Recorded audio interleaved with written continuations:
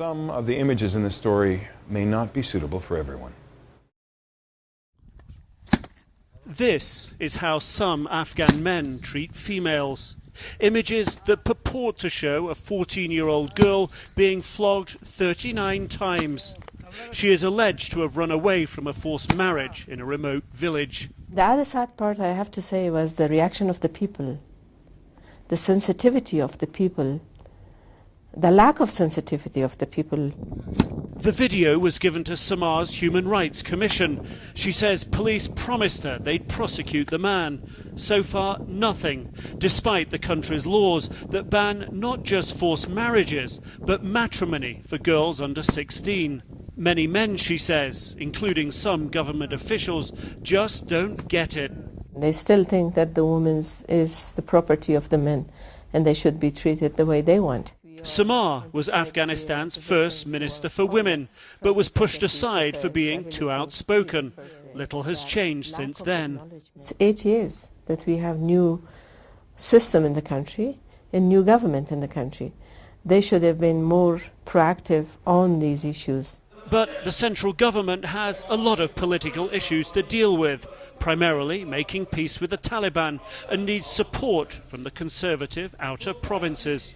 No one has an exact figure for exactly how many girls are forced into marriage. Estimates vary as high as 60% or more. And attitudes here are so ingrained that one government minister was recently reported as saying shelters like this one are an evil.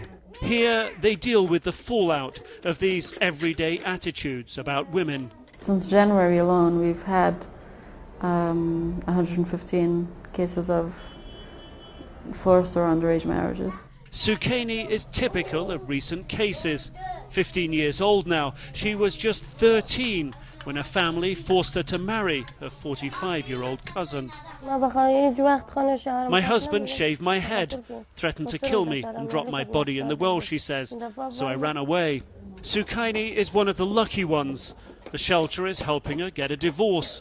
She tells me she doesn't want to marry again, just get the education she never had. But even at this shelter in Kabul, not everyone can be helped. We've been waiting several days to meet with one of the newest arrivals here at the shelter, a 15-year-old girl who's run away from a forced marriage. But within hours of arriving here, several parliamentarians called the shelter, demanding she be returned to her family. At the shelter, they fear if they do that, she'll be killed. A few days later, police came and put her in a juvenile detention facility. Only now have prosecutors authorized her to come back here. But the shelter's problems are only just beginning. Well, the family has said that they're definitely going to take her back. And even if that means that they're going to bring the whole province to Kabul to stage a demonstration in front of our doors, they'll do it. Can you afford to do that? No. No, because I think we have about 60 women in our shelter right now and 22 children. So it's not just her safety at risk, but I have all these other people to worry about as well. The shelter is powerless, no one to defend them. In the city, as in the countryside, she says, too many people prepared to sit back and do nothing, and that's all it takes. Nick Robertson, CNN, Kabul, Afghanistan.